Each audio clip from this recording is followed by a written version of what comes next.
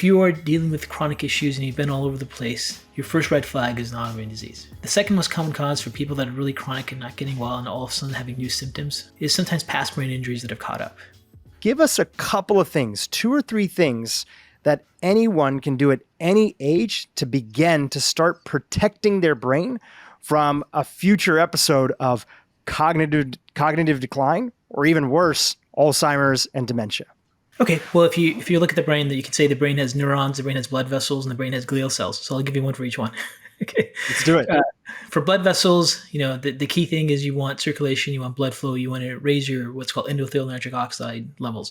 So any kind of, and it's very basic, it's what everybody knows. I mean, physical movement exercise raises endothelial growth factor, but what they're actually finding is higher intensity exercise tends to increase the amount of nitric oxide and protective growth factors that would have a huge impact on the brain. So a little burst of activity can be very powerful. So even if you're like going for a nice walk, even if you just have a burst of activity a couple times in that walk and getting your heart rate really high, that'll really increase the impact of growth factors and things like nitric oxide, which protect blood vessels in the brain. They dissolve plaquing. They help with vasculogenesis, where your blood vessels can branch into other regions. So that's one part of the brain. The second part of the brain is the glial cells. The glial cells are the immune cells of the brain, and they create inflammation in the brain. And a really simple way to dampen those is just to have a diet rich in flavonoids. So flavonoids would just be colorful fruits and vegetables. The more color you have, or if you wanted to supplement with things like turmeric, resveratrol, grapeseed extract, they seem to have a very powerful anti-inflammatory effect on the brain. And then when it comes to neurons, it's all about connectivity. So keeping those neurons active so they can connect to each other. So always learning new things. Whatever you're bad at, you should probably do to keep your brain healthy. If you're bad with math, you should work on math. If your balance is bad, you should improve your balance. Probably the things you don't want to do. You people like to do things that are good, that we're good at. So, if you look at the brain, simple things, get the neurons activated with the things that you're not good at. Get your blood vessels healthy by increasing your heart rate, even just for bursts of activity for a couple minutes a day. They have a huge impact on the vascular physiological response. And then for the glial cells, get as many different antioxidant flavonoids as you can throughout the day. Let's unwind a couple of those and dig in deeper. You mentioned nitric oxide. Why is nitric oxide so key, not just for brain health, but for the body overall? And what are the top things in today's society that are preventing our body's own ability to create it? So nitric oxide is basically a hormone gas, and in several years ago, they reclassified the vascular system to an endocrine system because they found these layers of cells called vascular endothelial cells release nitric oxide. And there's also all these other vascular growth factors that are released. So when we look at our blood vessels, they're not just pipes, they're really part of the endocrine system. And one of the most powerful things that they secrete is something called nitric oxide. And there are different types of nitric oxides. There's neuronal nitric oxide, there's cytokine-inducible nitric oxide, and there's endothelial nitric oxide. But I think we can just focus on endothelial nitric oxide for now. Endothelial nitric oxide is just what is released from blood vessels. And what releases them from blood vessels is just increasing circulation and blood flow. So as your heart beats more, that increased circulation activates what is called endothelial nitric oxide synthase, and then you release this nitric oxide gas. And this nitric oxide gas vasodilates, has antioxidant properties, dissolves plaques, and really turns on the mechanisms you need for neurons to branch into other areas. So it's really critical. Now, we have our nitric oxide levels go down. One easy way, common way nitric oxide levels go down is to use mouthwash. That'll have an impact on activating some enzymes that make nitric oxide. So you want to be careful with that, and having super high dose alcohol, dental mechanisms. Another reason nitric oxide levels go down is high blood pressure. High blood pressure is one of the main pathways that destroys the vascular endothelium. So if you think of your blood pressure as pressure in your arteries, the greater the pressure is, the harder it hits against these cells that make nitric oxide, and over time they get destroyed.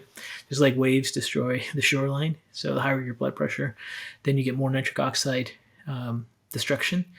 And in addition to high blood pressure, mouthwash, just not getting your heart rate up can impact your nitric oxide levels. So just a sedentary lifestyle can impact that as well. I'm going to keep on pulling on these threads here because I feel like you're so good at connecting all the dots. Let's talk about blood pressure. A lot of people are familiar when they're dealing with things like hypertension. They're familiar with their doctor talking about exercise as well as like cutting down on salt. A lot of people don't know that the vast majority of salt in Americans' diets and increasingly around the world is coming from ultra processed food. There's ways that they can pack in salt in a way that, or sodium, that you'd never be able to add to your own cooking. But what other things are misconceptions or sort of like deepening the story around why people have high blood pressure that you feel like the average person is maybe not always aware of? Well, there's a couple interesting things. One is when you look at people that have salt sensitivity, and not everyone has salt sensitivity to its impact on blood pressure, but most people, especially as they get older, start to develop it. And they found a relationship between the microbiome. They found some bacterial species that contribute to the expression of sodium increasing vascular dynamics that impact blood flow. And then in recent studies have they shown inflammation in the glomeruli. The glomeruli is kind of like the filter of the kidneys. There's inflammation in those kidney regions. People are much, much more salt sensitive.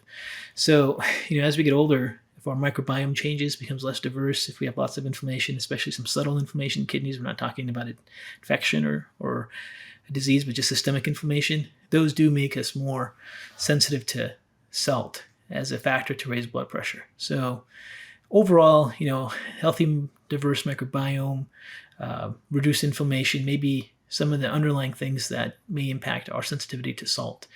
And then, salt reduction clearly has worked in studies. There's lots of published studies on what's called the DASH diet, where they reduce salt and increase potassium, and vegetables are high in potassium, and that seems to absolutely lower blood pressure. So, high blood pressure for sure will be a risk factor for stroke. It'll be a mechanism for vascular dementia. It'll be a mechanism for destroying the vascular endothelium over time and getting poor circulation, like cold hands, cold feet, fungal nail beds, even hair falling out happens when there's lack of blood flow going to the scalp. So lots of vascular dynamics that are promoted by these mechanisms. So you mentioned nitric oxide, of course, playing an important role in vascular health. We talked about, of course, knowing that salt reduction and primarily sodium. And again, I don't know if you concur, but I feel like sometimes like salt, specifically like adding a little bit of sea salt to your vegetables and other stuff. I see so many people worried about that who are dealing with high blood pressure, but then forget that breads and rolls that they buy from the grocery store are like or Doritos or chips or whatever have way more sodium than like that little bit of sea salt that you add to like some of your vegetables or home cooked meat. But is that it? Are there other underlying root factors that play a role? Like what about like insulin resistance or any of that stuff when it comes to blood pressure? Yeah, good point. Insulin signals different insulin activates different vascular endothelial mechanisms that also can impact blood pressure too. So sometimes, like you're saying, someone's having something with lots of carbohydrates in there that can increase insulin levels unrelated to sodium, can increase those dynamics as well that impact blood pressure. So it's a complex scenario. Stress hormones, insulin, thyroid hormones, estrogen, progesterone, inflammatory mediators all play a role with things like sodium. And then you have, all the different expressions of different gene variations of like angiotensin 1, angiotensin 2, the changes in the microbiome, changes in glomerular expression. So there isn't like a single protocol, and there's sometimes just trial and error. Like you can't just go, hey, this is the protocol to use. Like if you have nowhere to go and you want to get your blood pressure down, most of the clear evidence is the DASH diet, which is like a low salt diet with lots of potassium and high potassium, high magnesium. But, even some people that do the DASH diet, they're on beta blockers, ACE inhibitors, diuretics, still not getting the blood pressure down. And some of that could just be chronic inflammation in the actual kidney glomeruli that we're starting to learn about more in research circles, that it's not really an infection, but just a subtle inflammation there. No one really knows what's causing it specifically yet. We know it's inflammation, most likely systemic inflammation. But that seems to be a factor. And then a lot of the recent research with different changes in different microbiome species in different populations may impact that. So it's a growing field, and I don't think it's as clear. Now, simply, if you're looking at trying to lower it, things like hawthorn extract, vinpocetine, ginkgo, those naturally raise endothelial nitric oxide, taking potassium and magnesium throughout the day, lowering salt, are the most common and well-published natural mechanisms.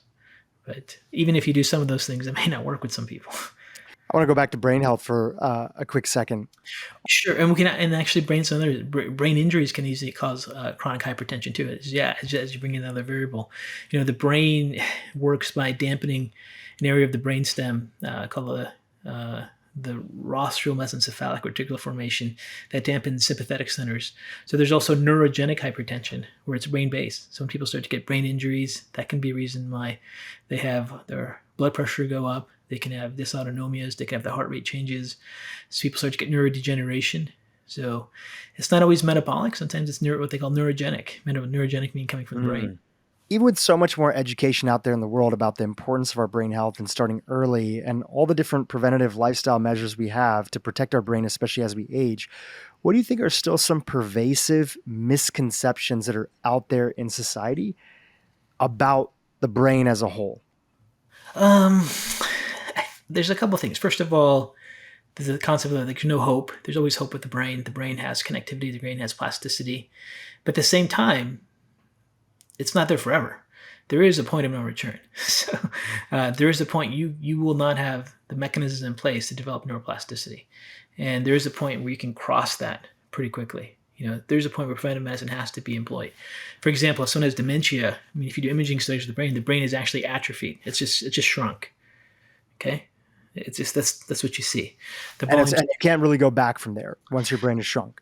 There's been a few studies that have been done that show that the area of the brain called the hippocampus, which is like in the medial temporal lobe in the center of the brain, has some stem cells that can be regenerated and reactivated, and that volume can change, but it's minor. It's minimal. It's not. There's some potential there, but it's not unlimited potential. So I'm hearing, before you continue further, I'm hearing two things. You're both saying, in one way, people underestimate their ability to start early and to change the brain and how much control they have. And we're going to talk about what some of those things are.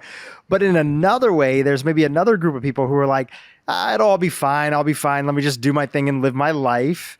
Yeah. But you got to be careful with that too, because you could hit certain points, especially later on, where in the instance that you just shared, volume of the brain shrinks and you can't really exactly get that back with the technologies and the knowledge that we have right now. So some people underestimate the power of the brain to repair, and some people overestimate how resilient the brain is to life's insults. Is that what I'm hearing?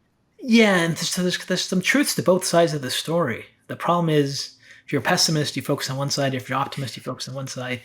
And then there's like the clinical reality, which is a blend of both of them, right? So there are studies that show that the hippocampus, which is the area of the brain that's involved with long-term memory, is the area of the brain involved with encoding. Encoding is how we take things we learn, like our working memory, into a long-term memory. It's all generated to the hippocampus. So that area of the brain does have some precursor stem cells that can be reactivated. And things like running, exercise, cognitive exercises have been shown to have an impact on those in some studies. And then the volume can increase. So in some clinical trials, they see some subjects have their volume increase. Not every subject, but some subjects do. So there's lots of variables that may be a factor that causes that. And in the case of these clinical trials, just asking, what were some of the things that they were doing that would help the brain regrow? Like, was there tools or techniques? Are we talking about drugs? Are we talking about exercise? No, these were just lifestyle factors. Lifestyle factors, like what? Like, what would be some examples of things in the studies that you might have seen that helped the brain grow? Yeah, one of the studies that was published, they just looked at having them do some cognitive tasks like playing chess, playing cards, socializing, and then getting some physical activity in. That's it. Okay, so that's one example of something that could help the brain grow. It's not a huge amount, but it's a little bit. It's hopeful. You can see those types of changes, and definitely, you can see connectivity and plasticity happen with animal studies where they can actually dissect the brain and do specimen staining and compare one group to another. But in human studies, they've been able to show some changes with MRIs on the volume of the hippocampus, but nowhere else. It's not like the rest of the brain can develop. So, for example, the frontal lobe is where you have focus, attention, and concentration. That atrophy is permanent. That's not coming back. There's no stem cells there. So you're looking at... Can I ask you a question about that?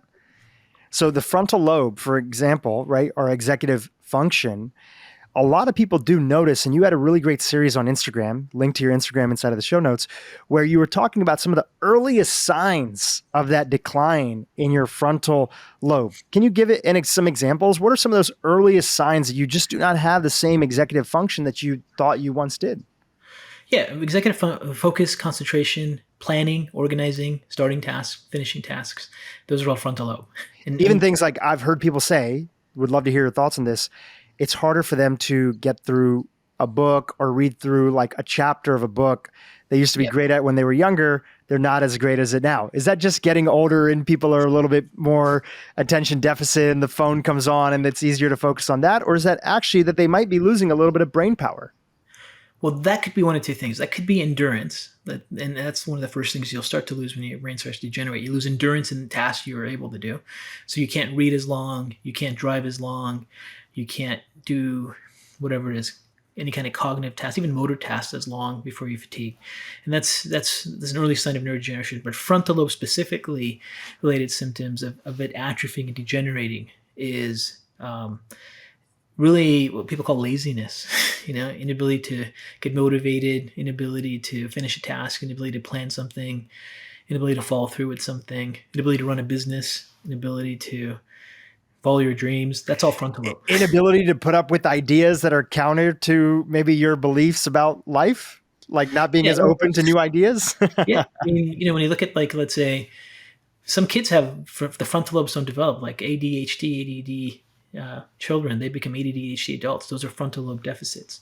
So they have this inability to focus and attention means you also take out information and noise and stimulants that you don't want to focus on. So the ability to have sustained attention is all frontal lobe.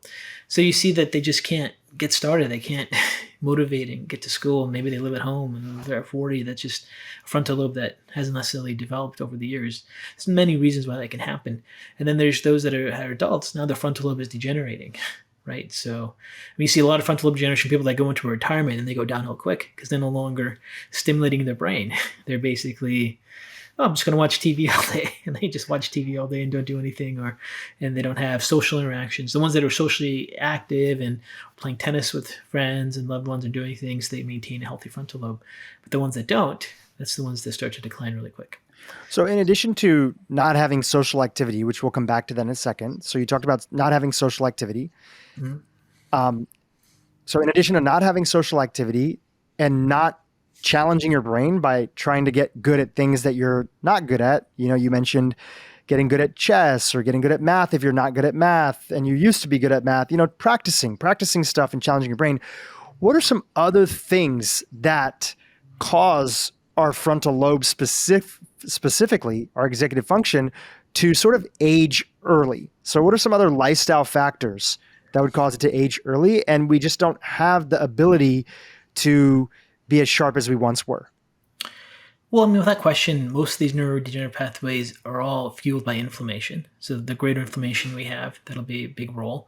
But inflammation, it could be inflammatory foods or not enough anti-inflammatory foods. It could be inflammation triggered by environmental chemicals where we don't have enough antioxidants to protect against them. It could be past brain injuries. Past brain injuries can catch up over time. Sometimes you bump your head when you were playing soccer when you're 20s, and now as you're older, the injury is still there, and now it gets to be expressed more over the years. That's kind of the mechanism for what they call chronic traumatic encephalopathy. So, lack of movement, lack of social interactions, lack of doing cognitive tasks, things like high blood pressure, things that impact vascular blood flow, not enough antioxidants to deal with chemical load exposures because we all get exposed to chemicals. Even infections have been shown to be a factor in neurodegenerative processes. They're not all specific for the frontal lobe because it doesn't work that way, but it's going to have an impact the entire brain. But you may notice those symptoms in the frontal lobe before anywhere else because that may be what you're counting on to function and survive throughout the day. You could have other parts of your brain actually degenerating too, like your parietal lobe, which maybe feels where your body is in its place, and you may get more ankle sprains or ankle injuries on the side because your brain doesn't know where things are. But maybe your daily task is working, and you're noticing your executive functions are down. But in reality, it's probably the rest of the whole brain. It's not just degenerates with these mechanisms. So in one way, it's quite alarming because what I'm hearing from you, and correct me if I'm wrong, is that there's so many different things that can force your brain overall, not just your executive function, but your entire brain to say, ouch. And those things could be, just to summarize some top ones that you mentioned here, not having movement in your life. And we'll chat about that in a little bit, right? Some sort of exerting physical activity. I'd love to get your thoughts on dosages, etc. Environmental toxins, right? So those are some things that can play into those inflammatory pathways that are there. General inflammation that just can come from either chronic infections or just even simply from our diet that's on a daily basis. Those are some in addition to a few others that you mentioned. So food is always one of those interesting things that people think about. When we're young and our body has a lot more stem cells and seems very resilient, we can eat a lot of things and get away with it often. As we get older, talk about some of the top foods that people might want to take a little bit of a microscope to, as an analogy in their life, and really examine its role in sort of causing or being linked to early aging of the brain. So what are some top foods that are out there that people might be wanting to pay attention to? We definitely want to avoid partially hydrogenated fats. That's definitely up there. So partially hydrogenated fats are fats that are in boxes, bags, processed food. Those types of fats are devastating for neuronal membranes. They will be a serious factor in your brain health if you consume those on a regular basis. So you definitely want to avoid partially hydrogenated fats. And then there's a strong relationship with certain food proteins that have been linked to brain inflammation and more in the population. Most common ones are gluten sensitivity, dairy, casein sensitivity. Other ones are egg protein sensitivity, but those are specific to if you actually are sensitive to them and you react against them, right? And then you can look at it from food groups that just secrete more insulin. So higher carbohydrate, higher sugar, higher concentrated sugars release more insulin. Insulin turns on the inflammatory mechanisms in the brain. Insulin causes insulin resistance in the brain. Insulin elevations can disrupt neurotransmitter transport mechanisms of the brain, so they can cause a lot of disruption. So it's really just like processed fats, certain inflammatory foods people are reactive to, really high carbohydrate, high sugar grains. Those are all the things that for sure are bad for the brain. It's the stuff everyone already knows.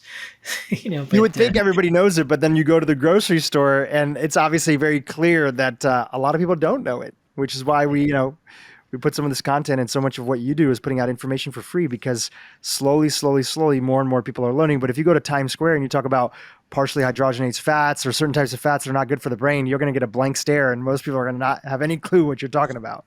Right. That's true.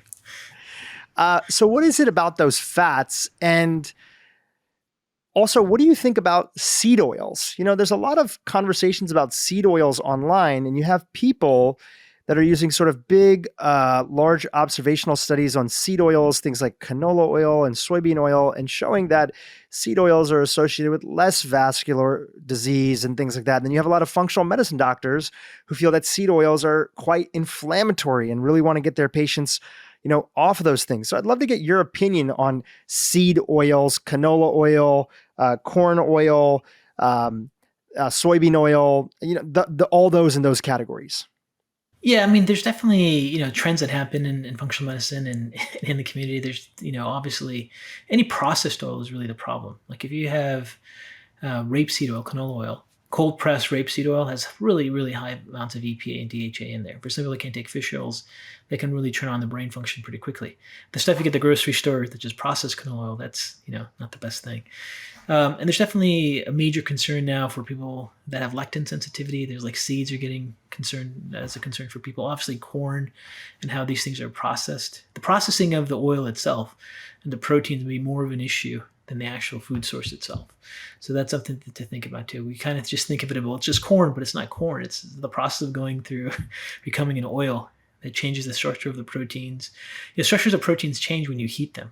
Structure of proteins change, become more immunogenic or more inflammatory through different processes. So in the world of immunology, a protein has a shape, and as those heating processes and processings change the shape, they become proteins that can become more immune reactive and more inflammatory, even though the original source was corn or was seed. So I think there's some truth to concerns for the seed oils being an issue, and it's most likely, not necessarily the seed, because seeds can provide a really great source of essential fatty acids, assuming that a person doesn't have protein reactions to the lectins, which some percentage of the population do. And that's the key thing is these larger studies are looking at generalizability for the whole population. We really want to get to chronic illness. There's individuality, and some people may not have any problems with seeds, and some people have significant problems with seeds. But the processing of seed oils, for sure, itself is most likely the main issue. Not so much the food source itself. But yes, I would say you probably want to limit those. If you get natural oils, olive oil, avocado oil, those would be better than the seed oils for sure. We recently had one of your friends and colleagues on the podcast talking about leaky gut, Dr. Elroy Vijdani, who has nothing but the kindest things to say about you, like holds you in such high esteem. Mutual, yeah. And, he was talking a little bit about the connection between a leaky gut and a leaky brain. I'd love you to expand on that a little bit. How is it that a leaky brain can become leakier over time? And now some of the things that we used to be able to handle when we were younger, all of a sudden cause a lot more damage as we start to begin aging, and could contribute to things like cognitive decline and even increasing our risk of things like Alzheimer's and dementia. Yeah, there's definitely a relationship between leaky gut and leaky brain that are out there. And we've actually published a paper, I think we published a paper in International Journal of Molecular Science, where we looked at some associations between people that have Crohn's and ulcerative colitis. We measured markers for intestinal permeability, and we found really, really high associations and risk factors for them also having leaky brain. There's different proteins that show up with leaky brain. They're, not to get too technical, it's like S100B, aquaporin protein antibodies, but you can measure proteins in a laboratory setting, in a research study, to determine if someone has some kind of barrier compromise. But for the most part, there's some relationship specifically to a protein called zonulin. Zonulin is a messenger protein that opens up the tight junctions of the intestinal tract, and they also open up the tight junctions of the brain. So the signaling mechanisms and the molecules that open up the tight junctions in the blood-brain barrier are identical to the gut barrier, and also identical to the lung barrier. So usually when there are inflammatory mechanisms or things that increase zonulin level elevation, like people have celiac disease, when they get exposure to gluten, there's an increase of zonulin. Zonulin is going to open up all the barriers. It's going to open up the blood-brain barrier, the gut barrier, the lung barrier. And defensive and physiologically, zonulin is there to open up barriers so we can get rid of a pathogen or get rid of a substance that's in our gut or in our lung barrier or in our brain. So we have to open that up. Also, when the brain is injured, the brain's inflamed, the blood-brain barrier does open up. And traumatic brain injuries, for example, open up the blood-brain barrier because you have to bring in cells like natural killer cells and T cells to get rid of the debris in the brain. So when there's a lot of inflammation in the brain, they do open up. So when you get inflammation in the gut, the inflammatory mediators in the gut can activate messengers in the brain, the glial cells. Those glial cells then trigger mechanisms. Zonulin's released, the blood-brain barrier opens up to deal with anything that could be in the brain. But if it stays chronically opened up and there's chronic inflammation and chronic injury, you can have some serious problems. Now, if you look at, for example, studies done with traumatic brain injuries, people get head injury, their blood-brain barrier can be open for 6-7 weeks after the brain injury. It can sustain and be open even for months and months and years if the inflammation continues that's there. And then that can accelerate neurodegenerative changes. And then when you look at, so it's like the blood-brain barrier opens up, now things that shouldn't cross can now cross. So larger base chemicals can cross into the brain. Now you can get aluminum and iron buildups, iron depositions in the brain. Those are linked to neurodegenerative diseases. You can have antibodies and pathogens cross into the brain. They've already been linked to like plaquing and Alzheimer's disease. So yeah, there's definitely gut-brain relationships that are there. It's almost like if you have one, you're very likely to have the other one. You recently did an entire episode about how powerful glutathione can be in the body. And in this topic that we're talking about right now, reducing just overall inflammation for the body and the brain, because we know on this podcast that what you do to the brain, you do to the body. What you do to the body, you also do to the brain.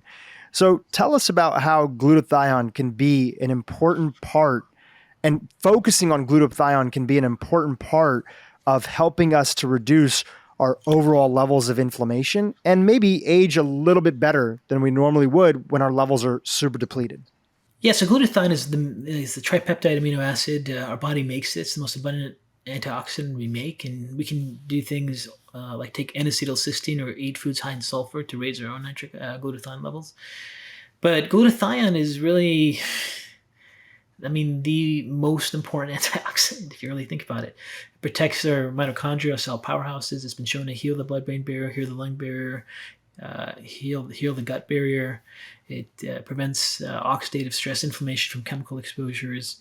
So it's one of those things that you could almost probably look at it as a variable of how fast someone ages or how fast someone becomes chronic or what their recovery is based on how their glutathione levels go down. Like they've done studies where they've taken different gut pathogens and measure when the barriers start to break down in the gut from the infection. And it's directly linked to when glutathione levels get depleted. So, and same with the pulmonary barrier. You can get exposed to environmental airborne triggers, then your lung barrier is intact until your glutathione levels get depleted. Then your blood-brain barrier opens up. I mean, your pulmonary barrier opens up. So it's one of the most important antioxidants I think we all have, and it's not a bad idea to take things like N-acetylcysteine daily. You can also take glutathione as a supplement, as a daily type of preventive mechanism. But it's not one of those things that may necessarily make you feel dramatically better like most antioxidants. Now, some people will take things like N-acetylcysteine and feel dramatically better, have more energy, and their inflammation goes down quickly. That's a sign that they were severely depleted. But most people won't notice a big difference. But it can have a lot of protective roles with them. So it's as far as supplements go, it's one of the top ones you should consider. And in the case of dosages where you're not necessarily working with a practitioner and it's just something that you're taking on your own, whether, let's talk about maybe direct glutathione and then like what would you recommend in terms of dosages if people are going to explore using the different varieties that are there, whether it's direct glutathione support or the precursors that people would take? Most of the dosages people make are just literally made up. We don't know. Okay. So there's some room for experimentation. You're not going to overdose on N-acetylcysteine, right? So you might have to experiment. Typical dosage for like N-acetylcysteine are 500 to 2,000 milligrams a day. There's no one out there doing these long-term studies going, okay, 500 versus 750 versus 1,000. The ones that are done that way in animal studies and human studies where they see breakdown, it's very clear. The higher the antioxidant, the more protection it is. There's a point that kind of balances out, but it varies at different times for various mechanisms. So if you're taking acetylcysteine 500 to 2,000 milligrams a day, if you're taking glutathione, it depends if it's like oral glutathione or liposomal glutathione. You can always start with the manufacturer recommendation that's in the back and then play around with the dose. It's not something that you'd have to worry about overdosing on. It's basically just sulfur amino acids. Well, I'll tell you that, I just moved into a new office recently where we're building out a new studio over here and they're still setting it up. But there's a lot of new furniture, there's new carpet, there's this, and I have the filters on in the background on 24/7, but you can still get that sort of quote unquote new office smell, new car smell.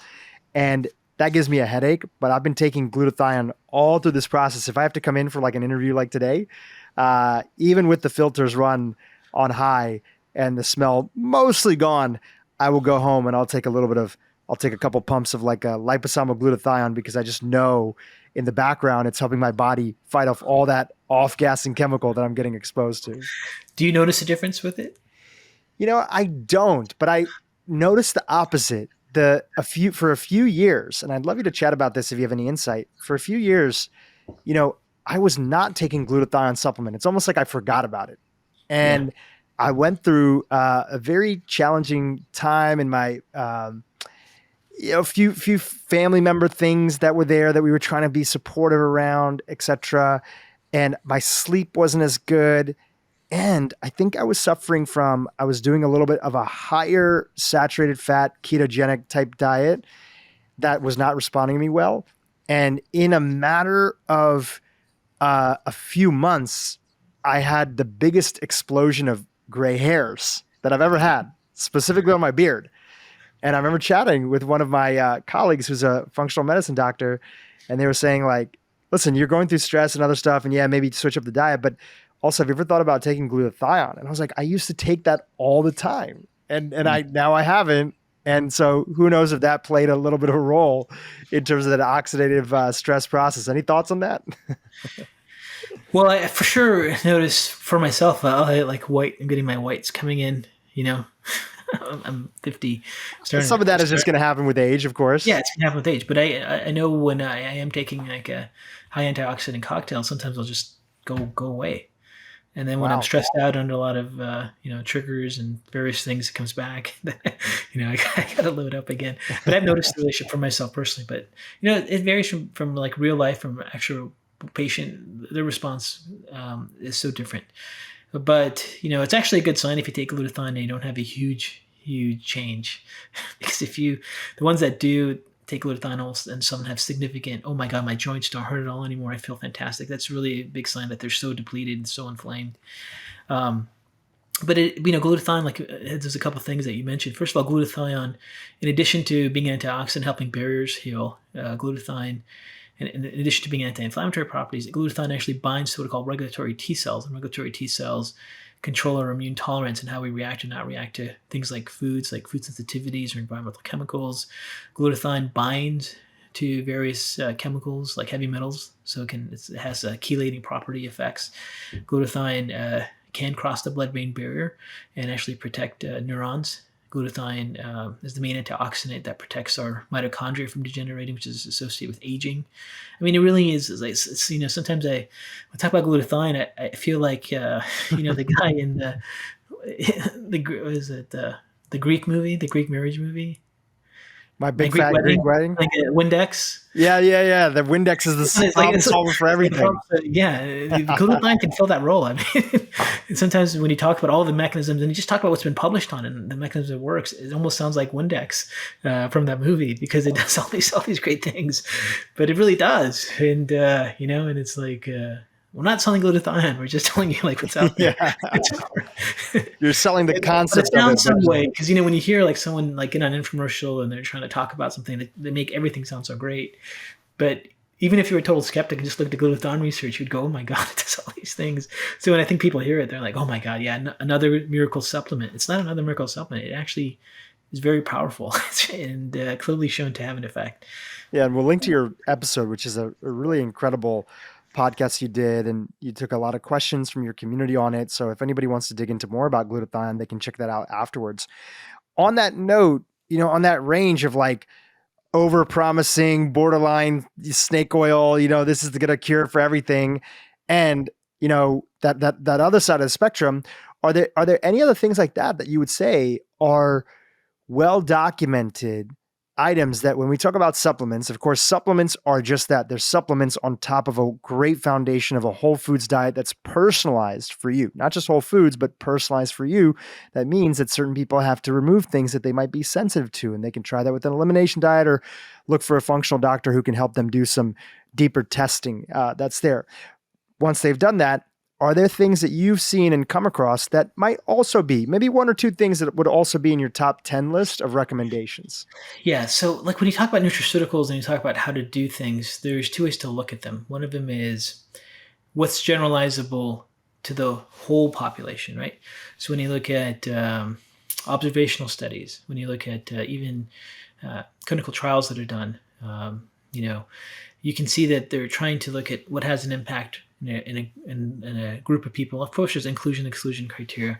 Then there's the world of individualized medicine, where certain things can have a very powerful impact based on the condition underlying thing that they are dealing with. Okay, so and for most of us that practice functional medicine, working with chronic conditions, we're kind of working with people that have, let's say, a very specific autoimmune disease, or someone who's just recovering from a stroke or an injury that way, and then we're trying to do interventions that may not be generalizable to the whole population. But so I'll answer your question by telling you what's generalizable to the whole population. Okay. Like, hey, you should definitely take this because there's a lot of evidence on this.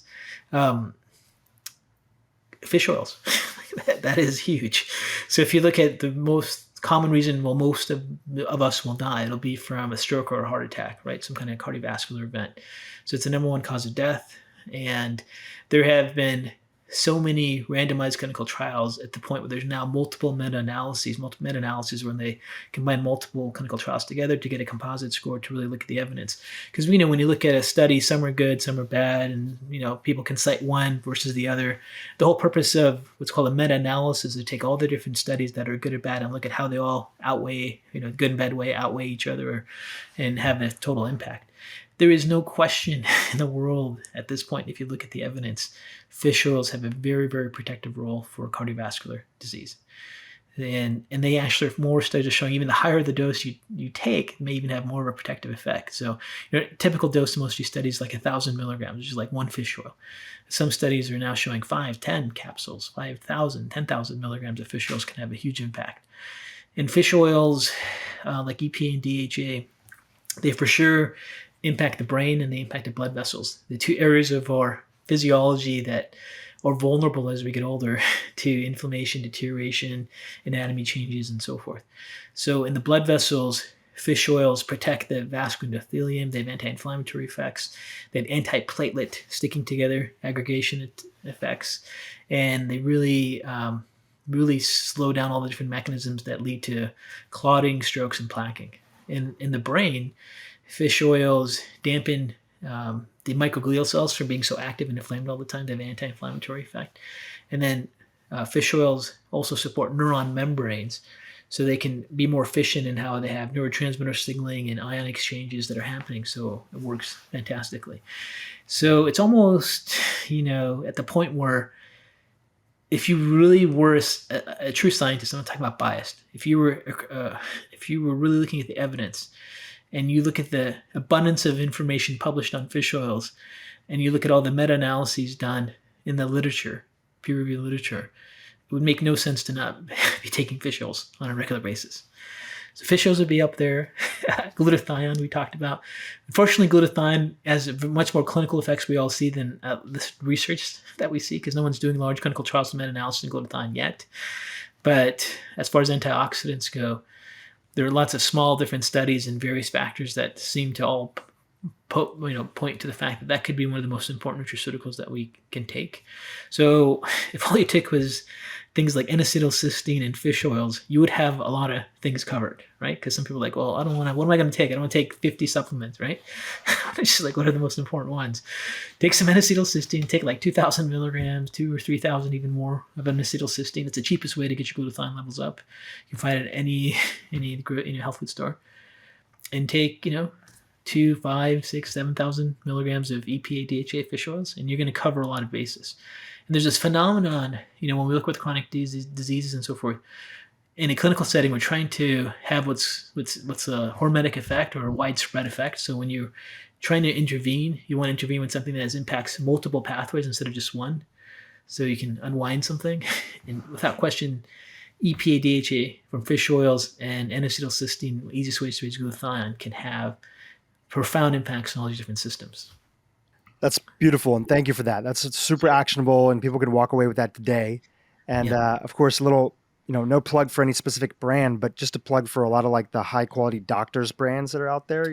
Supplements range in quality, and there's a lot of really like there's a lot of like hidden sort of nefariousness out there. So just do your research and look for like good quality brands that are there. Well, let me add to that, because this is a big issue too. There are supplements manufactured in third world countries, the most common ones being China and India. There is no standards for production there, manufacturing there. Okay. And when they import them in, they don't have to check to see what's on the label is actually accurate. And how they were processed and manufactured there, is up to them. In the US, we have good manufacturing practices where things are done in a clean facility, things are, measured, things are regulated, and the information is accurate. So, when you go to like a store, I'm not going to mention any stores, but like health Costco, stores, Walmart, CVS. Yeah, you don't have to mention it, but I'll mention whatever it may be. And you see like a $2 supplement. There's a reason probably why that's there. There's no way that could be processed with the cost it takes for good manufacturing practices, and let's say in the U.S. to do that. Yeah, and that's an issue. Now you can also have companies that are in the U.S., right, but they're actually sourcing their actual ingredients from other countries. And, so just make sure that companies you're working with manufacture, they're not just in the US, but manufacture their nutraceuticals in the US. That's the easiest guideline. Or if you're in Europe, a European country or something like that. But when it doesn't say and things are really cheap and you can't get a clear idea where they're actually manufactured, not where they're bottled, right? And if you don't see the word bottled, if you don't see the word manufactured on there, it's a red flag, and especially if it's inexpensive, it's a red flag. So you want to do a little bit of digging and find them, the right ones. Yeah. And the great thing is, because of the internet, there's so many great brands that are out there. It's not that hard to find. Yep. And that's a good thing. Yep. Let's talk about minimum viable dosage to really get the benefits of movement in your life. We've had many people on the podcast come on and say, if I could put exercise into a pill and sell it, it'd be $1 trillion company, of course. So what have you seen in the literature? And when you work with people that are early stages of cognitive decline and live a very sedentary lifestyle, of course, there's a gradual process of starting off. Even things like walking are beneficial. But where do you want them to be to get the benefits of really what exercise and movement can bring to their body and their brain? Right. So when you look at the physiological magic of exercise, there's a direct relationship to intensity. So intensity raises growth factor, opioids, testosterone, nitric oxide. So the more intense the physical activity, the greater physiological magic takes place. Okay. So, people will say things like, a light walk can have effects. It can, absolutely. But higher intensity would have a greater effect. So higher intensity activity, even if it's for short bursts, and this is why things like the 7-minute workout have become popular, or the 3-minute workout have become popular. But right now I'm just talking about the physiology of chemicals that turn on that slow down neurodegeneration or have other effects in the body. And there's difference between the physiological response to get a change in physiology versus exercise to burn calories, for example. Right, burning calories is all about duration, doing it for long extended periods of time. But the stuff that really turns on the chemistry of the brain for a neuroprotective effect is not so much based on duration. Like if you went for a long walk for 3 hours, casual walk, but if you had burst activity for 15 minutes, you're probably going to have greater burst response for burst activity for 2 minutes on your brain than you will from a casual walk. They're both going to have benefits. I'm just saying there's the physiological magic of exercise is most profound with higher intensities. So, higher intensities can be very protective, but also they create more inflammation. So, some people that are already inflamed, are really dealing with an inflammatory disease or condition already, if they try to do high intensity, they just may not recover for days and days and days. So really the balance, I would say, the way I kind of communicate with patients that I'm dealing with and I work with a chronic disease population, is try to get as high as intensity as you can with what your limitations are at, or what your capabilities are at this point. So, but you have to be able to completely recover from that the very next day, right? Right. It shouldn't throw you out of commission for more than a day. Yeah, like they do high intensity workout that's 20 minutes long, and then they're in bed for the next 5 days trying to recover because they're inflamed. I don't mean to laugh, but yeah. That's counterproductive, right? Yeah. So the brain may have felt great that day. They would have felt, oh my God, I feel awesome. I feel amazing. This is so good. But then the next day they crash and they go down the other way. So it's kind of like a curve when you look at it. So the higher intensity a person can go without crashing would be the ideal scenario. And then you get the second part of it, which is frequency. So being able to do it more frequently would be the best. Let's say we're trying to protect someone's brain. Okay, so that's different than, for example, someone that's trying to get six-pack or something like that, right? For them, it's all about really cutting down calories and exercising for a long duration. But when you're trying to protect the brain, what you really want is the highest amount of intensity that's consistent. So you want that high intensity exercise, right? That level where it's hard to breathe. You're doing it for 30 seconds a minute and then taking a break, 30 seconds a minute, taking a break.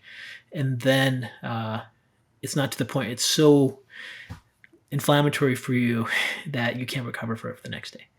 So that would be the ideal scenario. So if someone does like casual walking, if you can just do some burst for 30 seconds of a minute of like a sprint or a really fast-paced walk, that can make a big difference, right? Or if they're doing casual exercise, just doing just squatting for as long as you can for 30 seconds for a minute, just like air squats or just push ups as fast as you can, those little calisthenic types of movements can really get someone's physiology up into the high intensity state. And that's going to have the sustained effect of releasing things like nitric oxide at much, much higher levels.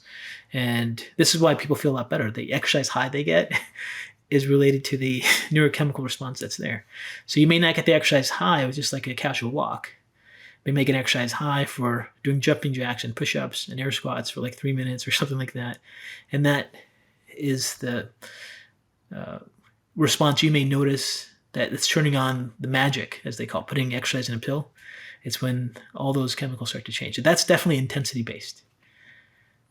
And getting that, sometimes we hear like 3 to 4 times a week. Is that what you'd say? Like, again, within those recovery constraints that you have, how do you think about dosages in terms of the week for, again, the most beneficial benefits to the brain?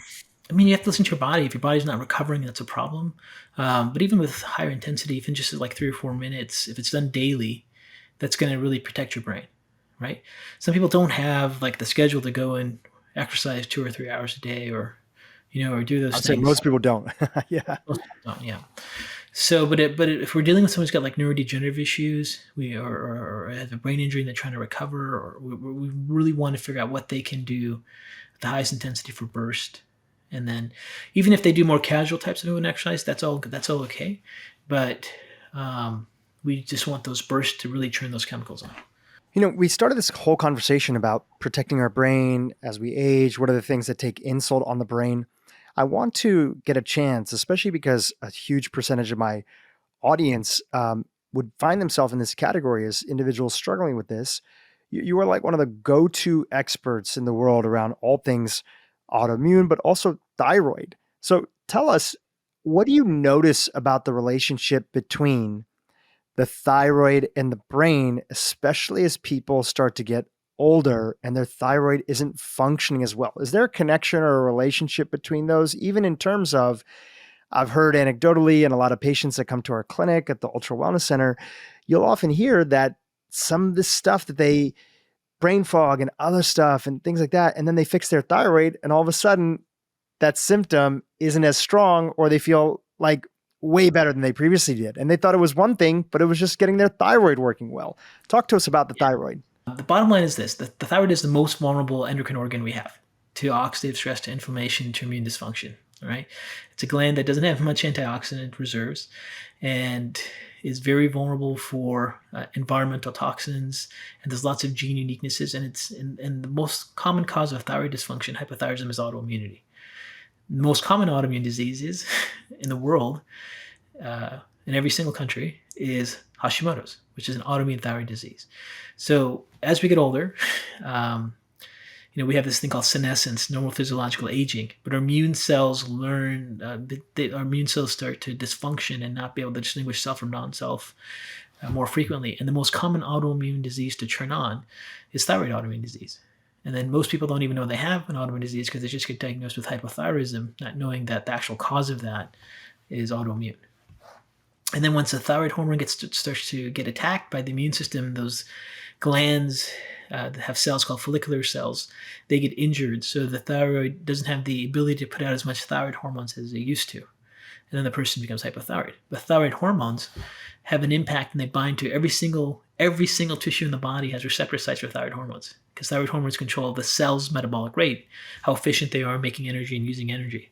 So when someone finally develops, let's say, hypothyroidism, or their autoimmune system, their immune system had dysfunction, developed an autoimmune disease, they start to attack their thyroid. And if enough of those follicular cells get destroyed and they can't make enough thyroid hormones, they can have a whole host of symptoms, from brain fog, depression, cognitive decline, osteoporosis, so cardiovascular risk, inability to recover, constipation. So they get these, very diverse, weird symptoms all over the place. And it may take a long time for them to finally get diagnosed properly. So doing routine thyroid testing is not part of the routine healthcare system. So, they usually go to someone who can think a little bit outside the box, and maybe even start to order a thyroid panel. And then when you get into like thyroid assessments, there's all these different markers that can look at subtleties and changes. And I don't know if you want to go deep that's a deep hole to go down to, but it's a very common thing for a lot of people to have thyroid disease, and all of a sudden they start to go downhill. And just top line, because a lot of people are like, well, I went to my doctor and I got my thyroid checked out and like all the labs looked like they were in range. Just mention briefly about why the labs that you often get from your, often well-intentioned doctor around your thyroid, maybe not be the complete picture around your thyroid health. Okay, that's a big one too. But let's talk about that. So first of all, there's the marker called thyroid stimulating hormone. It's called TSH. So that's the marker that's used to diagnose hypothyroidism, meaning your thyroid gland isn't making as much hormone as it needs to do, right? And that TSH measurement isn't actually a thyroid hormone measurement. It's a hormone measurement that's released from the pituitary. So the pituitary releases a hormone called thyroid stimulating hormone. It's supposed to activate the thyroid to produce hormones. And when the thyroid isn't doing its job right, TSH levels go up to try to stimulate whatever is left from those injured thyroid cells to work harder to meet the body's thyroid demands. So when you look at TSH measurements, one of the first things is there's no agreement on what TSH level should be. So, for example, the Endocrine Society, the American Academy of Family Physicians, the European Council of Endocrine Disease, whatever group you want to say, they haven't all agreed upon what a proper TSH level is. So no one knows. Okay? So they all have different numbers, but there has been a trend over all these years. They keep getting tighter. It used to be like it's got to be 8 and above to be hypothyroid. Then it was 7 and above. Then it was 6. Now it's to 4.5. Some people think it's 4. Some people think it's 3. Any bit thing above 3 could be reference range, but that's where some of the frustration comes in. So what most physicians do is they kind of just use what the lab range is, and the lab range isn't really based on any of these guidelines. It's just based on a bell curve for the person in that population. And a typical lab range could be, let's say 1 to 4.5 or 4. Some lab will be 4.5, some lab will be 4. Some labs do different assay methods that have different issues. So there's a lot of, even with the best intentions, there's a lot of gray area. Now, if someone has like really severe hypothyroidism, the range is clearly outside the range. But with the subtle ones, they may be a little bit harder to determine. And the other issue is that the most common cause of thyroid hypothyroidism is actually autoimmunity. And in autoimmunity, especially in the early stages, and those early stages could be 1 year, could be 10 years in the early phase, pre-disease phase. TSH levels, some days are normal. TSH levels, others are not. Other days are not. And they fluctuate between normal and abnormal, right? So if you have 1 day normal, 1 day abnormal, 1 day normal, 1 day abnormal, and then you have a visit on a Tuesday, randomly in the month, you may test as normal. And then you don't have your next physical exam until the next year. So you don't get diagnosed. So that's another problem that happens with the pre-disease state, early stages of the condition where you would have all the symptoms. So I think one of the most important tests you should ask for is to just see if you have autoimmunity against your thyroid gland. And that can be measured with what are called TPO antibodies or thyroglobulin antibodies. So you can ask for both thyroglobulin antibodies and TPO antibodies. If you can only get one, get TPO antibodies. It seems to have more positives than thyroglobulin. Now, if that's positive, that means you have an autoimmune thyroid disease. That means your immune system's attacking your thyroid. And if you have those antibodies, some days your TSH will be normal and some days your TSH won't.